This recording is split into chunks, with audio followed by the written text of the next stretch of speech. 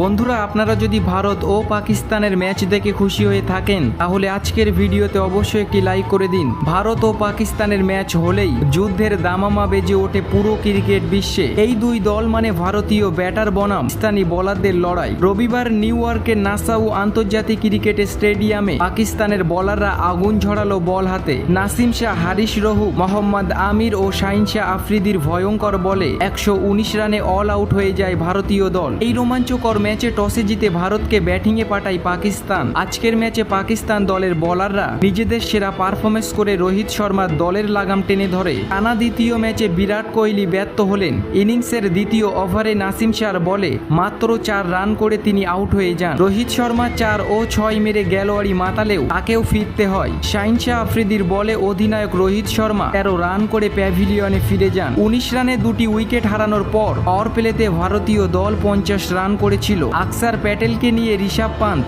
দারুণ জুটি গড়েছিল, তবে এই জুটিটা 39 রানের বেশি হয়নি। 20 রানে আকসার প্যাটেলকে বোল্ড করেন নাসিম শাহ। সূর্যা কুমার যাদব আজকের ম্যাচে ব্যর্থ হয়েছেন, মাত্র 7 রান করে প্যাভিলিয়নে ফিরে যান তিনি। শিবম ডুবেকে 3 রানে নিজের তৃতীয় শিকার বানিয়ে নেয় নাসিম শাহ। 95 রানে 5টি উইকেট হারিয়ে বিপদে পড়া ভারতীয় দলকে শক্ত করে ধরে রেখেছিল ঋষভ পান্থ। ব্যাটিংয়ের উপর ভর করেছিল গোটা বিশ্ব।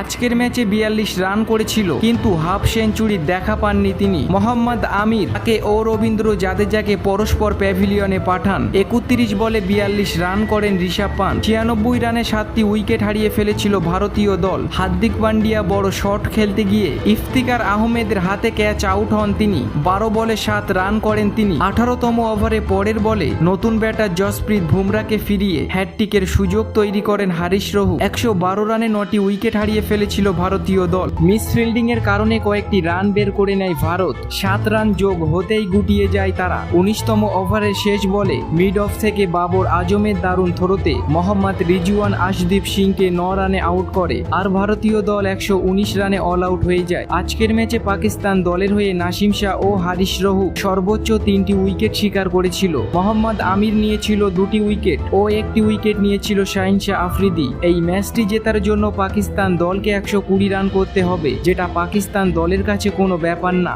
আজকের এই রোমাঞ্চকর ম্যাচে পাকিস্তান দলের হয়ে ওপেনিং করতে এসেছিল বাবর আজম ও মোহাম্মদ রিজওয়ান। বাবর আজম 13 ও মোহাম্মদ রিজওয়ান 31 রান করে আউট হয়ে যায়। উসমান খান ও ফখরুজ্জামান 13 রান করে তারাও আউট হয়ে গিয়েছিল। 14 ওভারে 80 রান করে 4টি উইকেট হারিয়ে ফেলে পাকিস্তান। তখন এই ম্যাচটি জেতার জন্য পাকিস্তানকে 28 বলে 36 রানের প্রয়োজন ছিল। তখন শাহাদাত খানের উইকেটটি নিয়ে ভারতীয় দল খেলায় কামব্যাক করে। আজকের ম্যাচে শাহাদাত খান 7 বলে 4 রান করেছিল। আর এই ম্যাচটি জেতার জন্য তখন পাকিস্তানের প্রয়োজন ছিল 10 বলে 20 রান। তখন মাঠে লড়াই করে যাচ্ছিল ইফতিকার আহমেদ ও অসীম। তখন বল করতে এসেছিল ভারতীয় দলের কিং কোবরা জসপ্রীত বুমরা। 19 ওভারে মাত্র 3 রান দিয়ে ইফতিকার আহমেদের উইকেট শিকার করে নেন তিনি। আর শেষ ওভারে এই ম্যাচটি জেতার জন্য পাকিস্তানের প্রয়োজন ছিল 18 রান। 119 রান করার পরেও ভারতীয় দল দুর্দান্তভাবে, অবিশ্বাস্যভাবে এই ম্যাচটি জয় করে নেয়। তো বন্ধুরা, আপনাদের কি মনে হয়